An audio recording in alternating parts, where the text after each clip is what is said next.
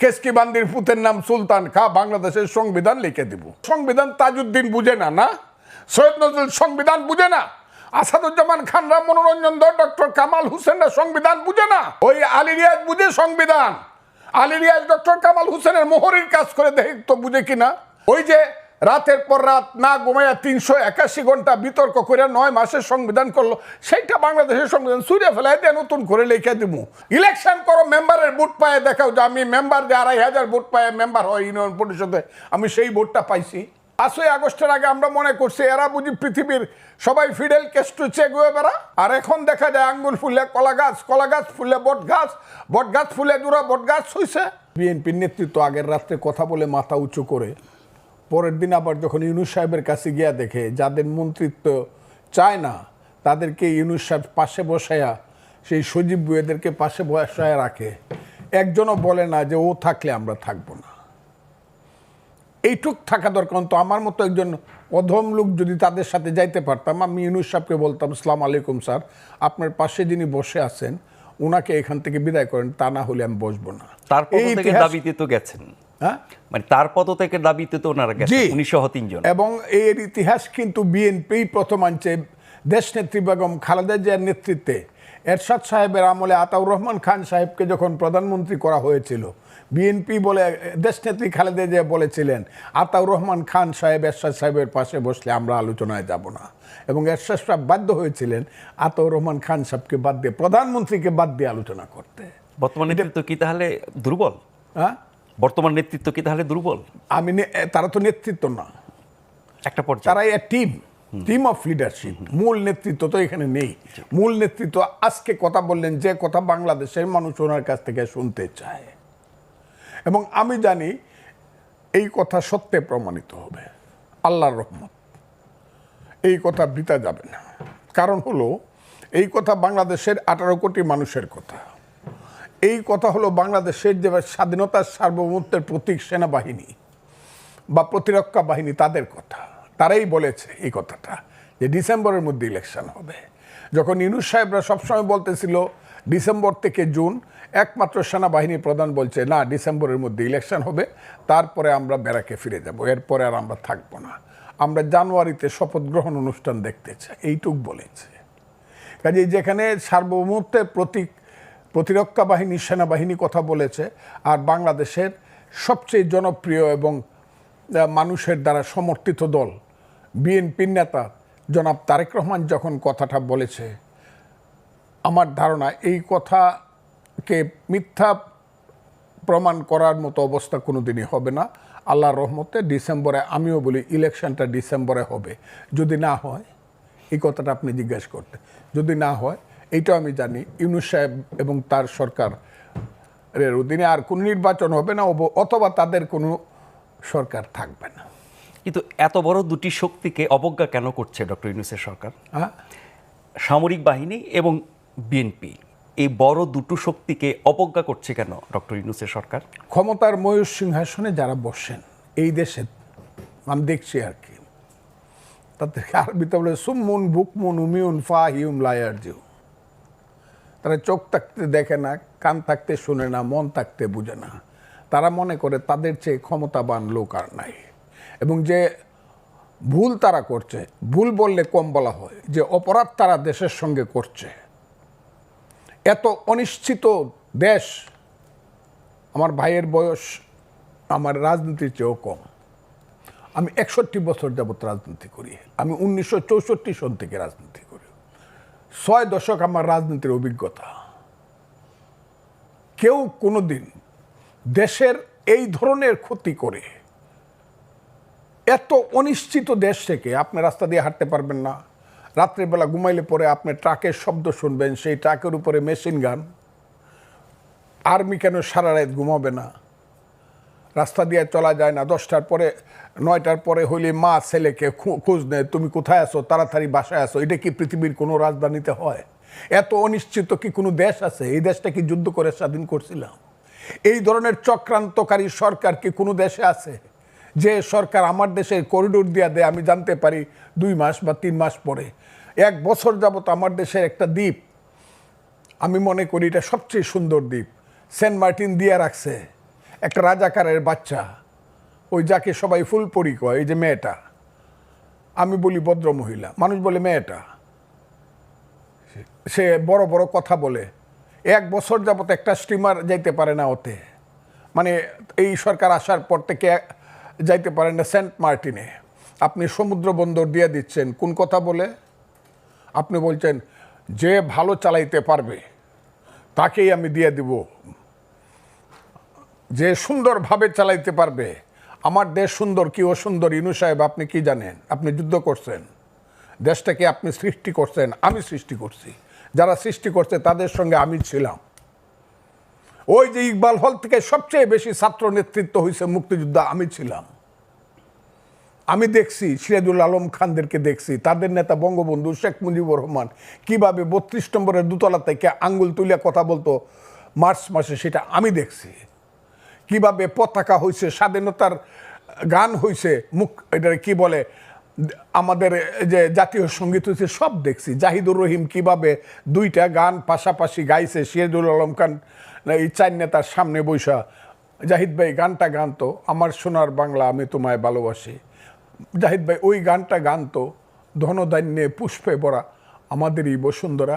ইকবাল হলের অতে বৈশা, গেস্ট রুমে বৈশা সবাই বলল যে এই গানটা আমাদের পছন্দ হয়েছে, কারণ 2টা গানই পছন্দের, কিন্তু যেহেতু ওইটা হইলো বিশ্বকবির গান, নোবেলে আমরা পছন্দ করলাম, এই গানটা বঙ্গবন্ধু জিনিসটা চয়েস করলেন। কথাগুলো খুব বুঝবেন। সেই দেশ যুদ্ধ করে স্বাধীন করছি আমার মা, মুক্তিযুদ্ধ আমার মা, মায়ের পেট থেকে আমার দেশ বেরিয়েছে। সেই মাকে আপনি বলেন আমি শাড়ি দিতে পারি না, হইতে পারে পুরান শাড়ি পরে আমার মা, আমার মাকে আমি ভালোভাবে 3 বেলা খাবার দিতে পারি না, ঔষধ দিতে পারি না আমার মা। আপনি বুঝে আইসা বলবেন এই তোর মারে জমিদারের কাছে বিয়ে দিয়ে দিই, তাইলে সুন্দর বেনারসি শাড়ি পরতে পারবে, সেই মাকে আমি দিয়ে দিব? আমার চট্টগ্রাম বন্দর দিয়ে দিলে বাংলাদেশ থাকে? আমার কান্না আসে, ওনারা আসবে না ওইভাবে, কারণ আমি যুদ্ধ করে দেশ স্বাধীন করছি। চট্টগ্রাম বন্দর দিয়ে দিলে বাংলাদেশ থাকে কি? আপনি করিডোর দিয়ে দিতে চান, আমরা বুঝি না? আমরা বুঝি না বার্মার থেকে কালকে কি করে আমার দেশের রাষ্ট্রদূতকে বের করে দেওয়া হয়েছে কেন? ও এরা আমাদের বন্ধু রয়েছে এখনো। আমি ইউনুস সাহেব বা ইউনুস সাহেবের এইসব ধরনের ওই যে পান্ডা পুন্ডা ছেলে পেলে, আমি ফজলুর রহমান, আমি বুঝি না চীনের সঙ্গে আমার সম্পর্ক কোথায় যাবে, বার্মার সম্পর্ক আমার কোথায় যাবে। ওই জায়গাটা যে একটা গাজা উপত্যকা হবে, লেবানন হবে চিরদিনের জন্য, রাতে ঘুমাইলে পরে বোমার আওয়াজ হবে, আমি এটা বুঝি না, নাপাম বোমার আওয়াজ হবে, মেশিন গানের আওয়াজ হবে। ওই যে গাজা উপত্যকা আজকে দেখলাম 36,000 মানুষ একসাথে মারা গেছে। আমার দেশটাকে ইউনুস সাহেব নিতে চান কোথায়? দিব না আমার দেশ, আমি না খাইয়ে থাকবো। আমার দেশ যেভাবে পারি আমি বাঙালি জাতি বাংলাদেশের মন চালাবো। আপনি দিয়ে দেওয়ার কে? কে আপনি দিয়ে দেওয়ার? কে আপনাকে রাইট দিছে বাংলাদেশটাকে আপনি দিয়ে দিবেন বন্ধক? কেন দিবেন আপনি? কোনো রাজনৈতিক দলের জিজ্ঞাসা করার প্রয়োজন মনে করলেন না, এমনকি জানানোরও মনে করলেন না। এখন আবার অস্বীকার করেন। কে খলিলুর রহমান বাংলাদেশের? আমি তো বললাম, আমি ওই দিনও বলছি, আজকেও বলি, ফজলুর রহমান যাকে চিনে না সে বাংলাদেশের নিরাপত্তা বাহিনীর লিডার হয় কেমনে? প্রতিরক্ষা বাহিনীর সে মন্ত্রী হয় কেমনে? দায়িত্ববান লোক হয় খলিলুর রহমান। ইতিহাস তো আমি দেখি 2001 সালে তারা কি ছিল, একটা প্রাইভেট সেক্রেটারি ছিল। ওই প্রাইভেট সেক্রেটারি বাম হাতের নিচে থাকে রাজনীতিবিদের। গেঞ্জি যত দামি হোক কেউ শার্টের উপরে পড়ে না, আমলা যত বড়ই হোক রাজনীতিবিদের চেয়ে সে বড় না। আপনি ওই 11টা মানুষকে আনছেন আপনি মার্কিন নাগরিক হিসাবে, বিদেশি নাগরিক। আমি এদেরকে বলি 1757 সালের রবার্ট ক্লাইভ। সেই রবার্ট ক্লাইভ সাদা ছিল, এরা হইল কালো রবার্ট ক্লাইভ। এদেরকে দিয়ে আপনি আমার দেশের সংবিধান বদল করবেন? যে সংবিধান 30 লক্ষ লোকের রক্তের আকরে লেখা সংবিধান, ও সংবিধান তাজউদ্দিন বুঝে না, না সৈয়দ নজরুল সংবিধান বুঝে না, আসাদুজ্জামান খানরা, মনোরঞ্জন দত্ত, ডক্টর কামাল হোসেনরা সংবিধান বুঝে না। ওই আলী রিয়াজ বুঝে সংবিধান। আলী রিয়াজ ডক্টর কামাল হোসেনের মোহরের কাজ করে দেখে তো বুঝে কিনা, ডিক্টেশন নিতে পারে কিনা।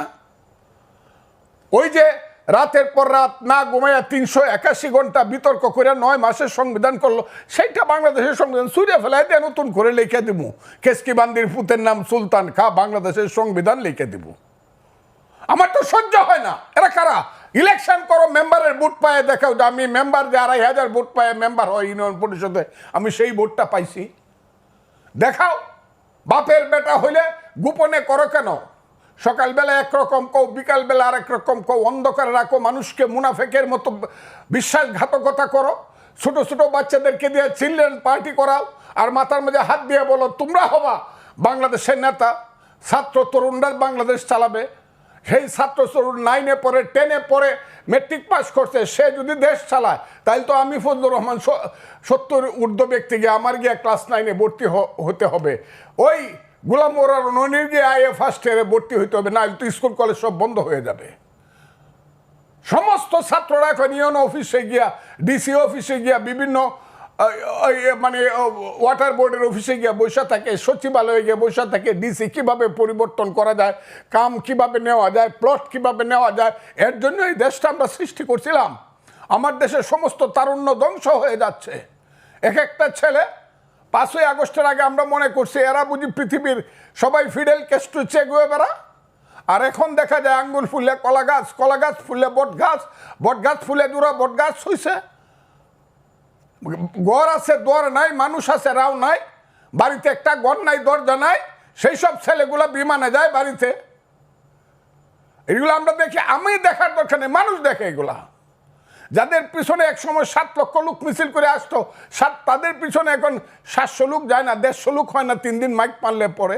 তাদের সাথে আবার ইউনুস সাহেব গিয়া মিটিং করে প্রথম, এনসিপি পার্টি প্রথম, আর এদের পিছনে বিএনপি যায়।